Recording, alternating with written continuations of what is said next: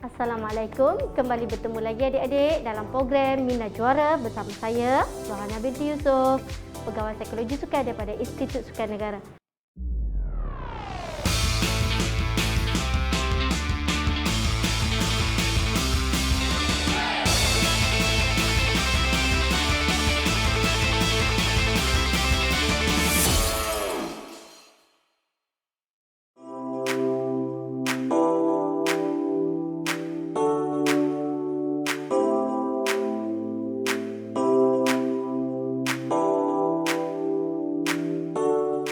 Untuk hari ini, akak ingin kongsikan topik berkaitan macam mana untuk mengekalkan fokus. Semua orang tahu apa itu fokus. Saya rasa semua orang akan tahu apa itu fokus. Selalu kita tahu fokus ni adalah kita menumpukan perhatian kepada sesuatu benda itu dengan mengabaikan gangguan yang berada di persekitaran kita. Tapi hari ini, akak nak adik tahu dengan lagi detail apa itu fokus dengan perkataan fokus itu memberi makna kepada adik-adik, di mana akak akan bagi tahu adik-adik apa itu fokus dalam setiap huruf dalam perkataan fokus. First, F. Apa itu F? Oh, F huruf lah. No, okey dek. F ni iaitu fikir satu benda. Di mana adik-adik jangan dalam satu benda, dalam satu masa adik-adik fikir banyak. Selalunya kita kata, oh saya nak buat ni, saya nak buat ni, saya nak buat tu. So bila banyak masuk dalam pemikiran kita, kita sukar untuk mendapatkan satu kualiti. Jadi apa yang patut adik buat? Adik fokus dulu kepada satu benda. Contoh, okey, hari ni saya nak buat teknik macam ni. Fokus kepada teknik tu dahulu. Walaupun coach bagi tahu adik-adik, banyak sebenarnya adik-adik perlu buat ni. Teknik adik banyak kena perbetulkan. Adik ambil satu persatu. Sebab kita ni manusia adik-adik. Bila kita banyak sangat berfikir, kita akan mengganggu diri kita dalam setiap apa yang kita nak buat tu. Contohlah kan, kalau adik kejar arnab. Adik kejar arnab 3 ekor ataupun 2 ekor. Adik rasa adik boleh dapat tak arnab tu? Mungkin adik boleh dapat, tapi adik akan mengambil masa yang lama. Jadi apa yang patut adik buat? Adik kejar 1 ekor arnab tu dulu. Dan mungkin adik akan cepat dapat tangkap arnab tersebut. Sebab itulah saya kata tadi, kita fikir satu perkara dalam satu masa. InsyaAllah kita akan dapat kualiti. Sama juga dari segi pelajaran. Kalau adik fikir hari ni saya nak baca sejarah, saya nak baca BM, saya nak buat homework matematik, macam mana? Last-last kali adik akan jadi serabut. Bila serabut, berlaku. Bila adik akan tertekan lah. Bila tertekan, adik mulalah akan jadi rasa nak marah lah, nak tendang dinding lah, semua benda yang negatif akan berlaku. Jadi apa patut dia buat? Okey, saya nak study sejarah dahulu. Macam tu je. Sama je adik-adik. Sebab kenapa saya suka share benda macam ni dengan adik-adik? Sebab saya tahu adik-adik masih belajar dan dalam masa yang sama adik juga ingin menjadi seorang atlet. Jadi apa patut adik buat? Samakan apa yang adik belajar dengan apa yang adik training sebagai seorang atlet. Okey, O iaitu optimumkan masa.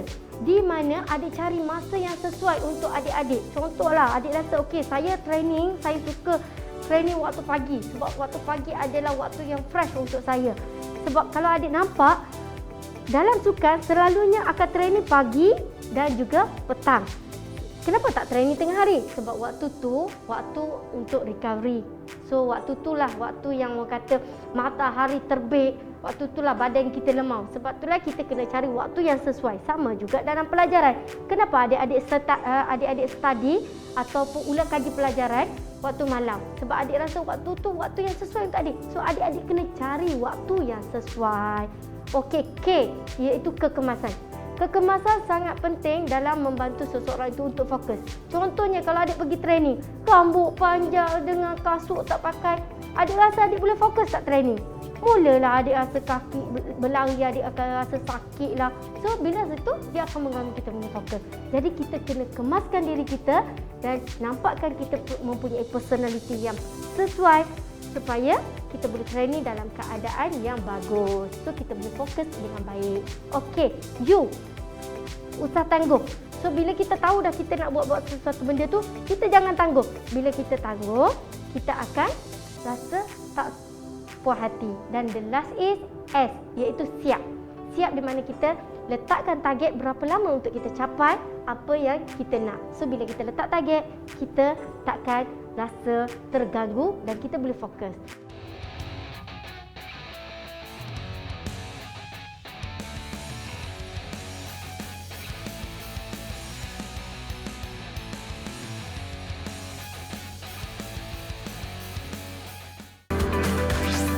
Didik TV KPM.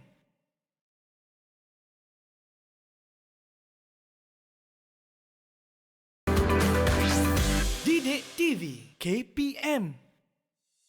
Okey adik-adik, dah tahu tak apa maksud fokus adik? Okey, saya rasa kalau adik-adik dengar dengan teliti apa yang akak cakap, mesti adik dah faham apa itu fokus. Okey, sekarang adik kena kenal pasti dulu. Apa tanda yang menyebabkan adik hilang fokus? Okey, so adik kena tahu dulu apa tanda yang kita hilang fokus ni.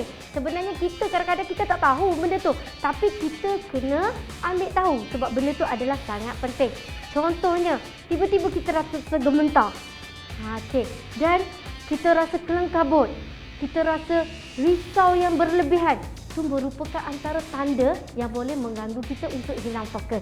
Jadi, adik-adik kena tahu. Kalau boleh, akak nak adik-adik cuba cari, identify. Maksudnya, apa faktor yang menyebabkan aku hilang fokus ni?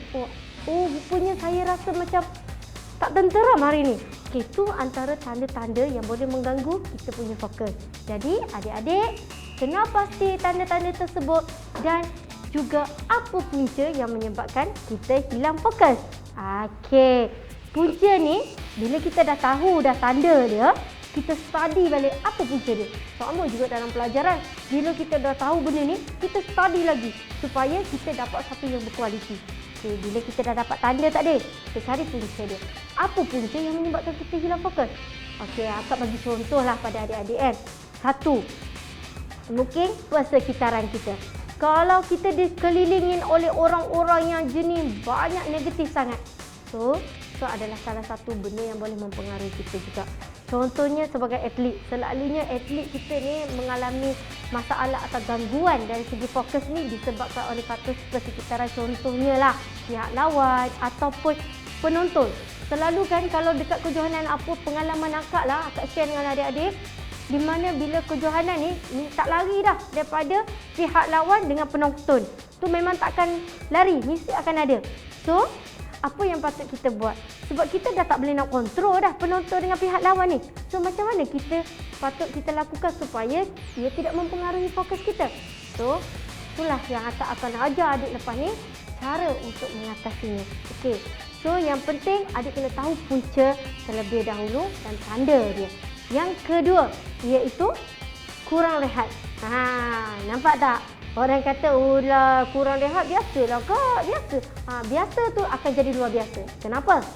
Bila kita kurang rehat, badan kita akan jadi macam mana? Lemau. Bila kita lemau, kita tak ada tenaga. Bila tak ada tenaga, dia akan mengganggu mood kita. Mulalah kita pergi training, coach kata A, kita okey lagi. Coach kata A, B, C, mulalah kita dah rasa macam, alah coach ni bagi lebih-lebih. Benda tu mungkin akan berlaku. Sama juga adik bila adik pergi sekolah. Kalau adik tak cukup rehat, adik masuk kelas macam mana? Mulalah adik ambil meja, letak tangan. Kenapa? Mengantuk. So bila mengantuk, adik dapat tak apa ilmu yang cikgu ajar? Tak dapat kan? Kalau dapat pun daripada 100 mungkin 20 atau 10% sahaja. Jadi adik-adik kena ingat, rehat perlu cukup. So, adik kena tahu. Okey, semalam saya tidur tak cukup. Adik-adik, tidur mesti cukup 8 jam untuk mendapatkan kualiti yang bagus. Okey, lepas tu dalam masa yang sama kita pun kena ada nap. Nap ni maksudnya kita kena tidur dalam waktu petang tu selalu kan. Kalau adik-adik tengok abang-abang atlet kita, kakak-kakak atlet kita selalunya waktu tengah hari dia orang akan nap ketika sebelum pergi training petang. So dia akan ambil tidur selama 30 minit. Itu bukan tidur, nap lah. Maksudnya dia rehatkan badan dan minda dia untuk seketika. Okey. Dan Mungkin juga punca lain penggunaan gaya hidup kita. Mungkin kita punya gaya hidup kita kurang bagus. Mungkin kita punya dari segi pemakanan. Orang lain makan cukup. Kita tiba-tiba, alah saya nak diet lah, saya tak nak ambil nasi lah. Saya nak makan sayur je. Tapi awak rasa untuk sebagai seorang atlet cukup tak? Adik pemakanan untuk menjadi seorang atlet, adik jangan risau sebenarnya pasal berat badan. Adik kena ambil pemakanan yang betul. Dalam masa yang sama, bila adik melakukan aktiviti fizikal, dia boleh membantu adik-adik untuk kawal berat badan adik-adik. Sebab itulah kadang-kadang kita tengok, kenapa dia ni gemuk sangat? Benarnya adik, jangan cakap gemuk. Adik tak tahu sama adik dia gemuk tu adakah masa dia yang berat ataupun lemak yang berat. Sebab itulah kita kena tahu berat badan tu sama ada berat masa ataupun berat lemak. Contoh macam akak ni maybe berat lemak lah kan. Okey. Tapi untuk adik-adik, untuk menjadi seorang atlet, jangan berat lemak. Berat masa adalah bagus. Sebab kenapa? Bila berat masa, kita melakukan aktiviti fizikal yang cukup. Okey. Adik-adik, dah nampak tak? Tanda dan juga punca yang menyebabkan kita hilang fokus. Sekarang akak akan masuk kepada strategi untuk meningkatkan fokus. Okey adik-adik, strategi untuk meningkatkan fokus, kita ada 6 strategi. Okey, saya akan bincangkan satu persatu supaya adik faham dan supaya adik dapat ilmu yang akak nak sharekan pada hari ini. Okey adik, pertama iaitu fokus kepada benda yang kita boleh kawal.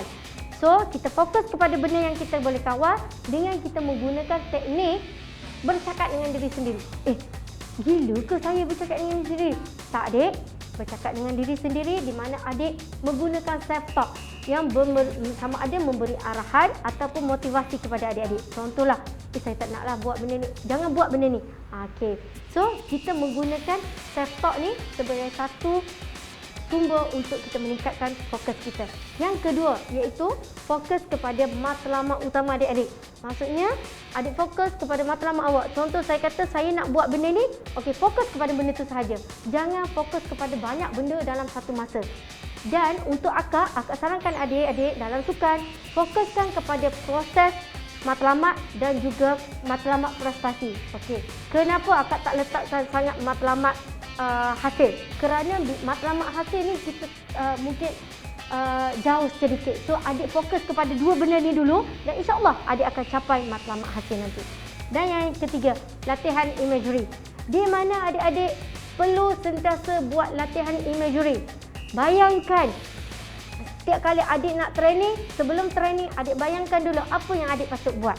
Dan selepas training, sebab tu bayangan ni akak selalu cakap dengan adik-adik, dengan atlet akak, buat sebelum dan selepas training. Kenapa? Sebelum untuk mempersiapkan diri kita supaya kita dapat melakukan sesuatu benda tu dengan lagi senang. Dan selepas adalah untuk menganalisis diri kita. Contoh, bila kita training, kita balik, dah tak ada buat apa. So, macam mana awak nak analisis diri awak, kelemahan diri awak? So, bayangkan balik apa yang telah ditegur oleh jurulatih tadi dan apa yang kelemahan yang awak buat tadi yang awak nak tingkatkan untuk hari esok. Okay. Ingat dua bayangan tadi, sebelum dan selepas. Okey, yang ketiga iaitu performance routine, pre-performance routine. Pre-performance routine ni juga adik-adik kena buat sebelum start training. Bukan dari segi fizikal saja, dari segi mental juga. Di mana selalu kita tengok sebelum kita start training, kita akan buat stretching. Okey, dari segi mental, adik-adik kena bayangkan dulu apa yang adik akan buat tadi. Sebab tadi dalam bayangan yang akak bagi tahu tadi, kita buat sebelum dan selepas kan? Okey, dalam performance routine ni, kita kena buat benda tu. Dan bila kita rasa macam malas, kita kena self-talk. So, dalam performance routine ni, skills, teknik-teknik psikologi kita kena apply. Yang terakhir iaitu teknik pernafasan. Okey adik-adik, teknik pernafasan ni akak rasa adik-adik pernah belajar dalam episod yang sebelum ni. Di mana saya rasa episod sebelum ni memberitahu cara teknik pernafasan yang betul. So, adik-adik untuk mengekalkan fokus kita, bila kita rasa hilang fokus, bila kita hilang fokus ni disebabkan pemikiran kita mesti memikirkan sesuatu. Jadi, apa yang adik-adik patut buat, adik-adik fokuskan balik kepada teknik pernafasan adik-adik.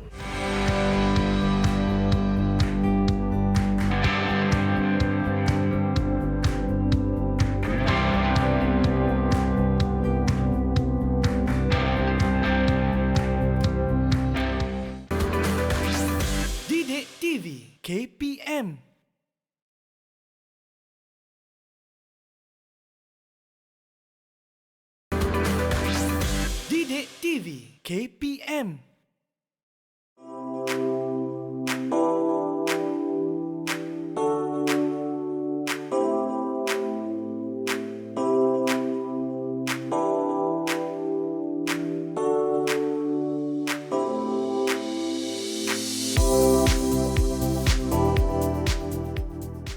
Okey adik-adik, bertemu kembali kita. Okey, tadi akak tertinggallah satu tips untuk strategi untuk meningkatkan fokus, iaitu tips ke-6, iaitu latihan konsentrasi. Okey adik-adik, latihan konsentrasi ni selalu kita cakap kita main kertas sahaja. No adik-adik, hari ni akak nak tunjuk dengan adik-adik Okey, ni antara latihan konsentrasi yang adik-adik boleh buat. Okey, contoh Okey. Contoh, adik nampak tak kat sini? Okey, dekat sini adik-adik boleh menguji tahap konsentrasi adik dalam masa 1 minit. Berapa adik dapat cari bermula dengan kosong-kosong. So, bila kita cakap okey, start. Okey, adik terus cari kosong-kosong, 01, 02 dan berapa yang adik dapat. So, bila kita buat latihan ni, kita tahu di mana level kita dan apa gangguan yang kita hadapi semasa kita melakukan latihan konsentrasi. Okey, so yang ni adik nampak simple sikit. Okey, sekarang ni akak nak tunjuk kat adik-adik yang ni yang sukar sedikit. Adik nampak tak huruf number dia? Macam pelik sikit kan? Okey, so sama juga. Adik bermula dengan kosong-kosong. Dalam masa 1 minit, adik cari berapa yang adik dapat. So, bila adik dah makin bagus, mungkin adik kurangkan sedikit masa daripada 1 minit ke 30 saat. So daripada situ adik mungkin boleh tahu dekat mana level konsentrasi adik atau fokus adik. Selain on paper atau kertas, okey, akan nak tunjuk kepada adik-adik satu latihan ataupun aktiviti konsentrasi yang menggunakan bola. Okey, adik-adik nampak tak bola kat tangan akak dua ni? Okey. So, adik boleh buat aktiviti di mana adik boleh baling bola dan tangkap. Baling bola dan tangkap. Baling bola dan tangkap. So, dia satu koordinasi dalam masa yang sama, dia boleh menguji fokus kita. Bila adik dah boleh tangkap 2 bola ni, mungkin adik boleh guna 3 bola. So adik baling, adik tangkap dengan menggunakan 3 bola. Okey, latihan konsentrasi ni boleh di-train ataupun boleh dilatih. So dia boleh membantu kita sedikit sebanyak untuk improvekan kita punya konsentrasi. Okey adik-adik, akak dah bagi tahu adik-adik 6 tips tadi, 6 strategi untuk meningkatkan fokus. Akak minta dan akak harap adik-adik lakukan dan praktiskan dalam mendapatkan suatu kualiti dalam setiap apa yang adik pelajari. So, bertemu kita dalam program yang seterusnya dan akak berharap daripada sini adik-adik cuba meningkatkan konsentrasi adik-adik dengan menggunakan tips atau strategi yang akak ajar tadi. So, setakat ini sahaja daripada akak. Sehingga berjumpa lagi untuk episod yang akan datang. Assalamualaikum.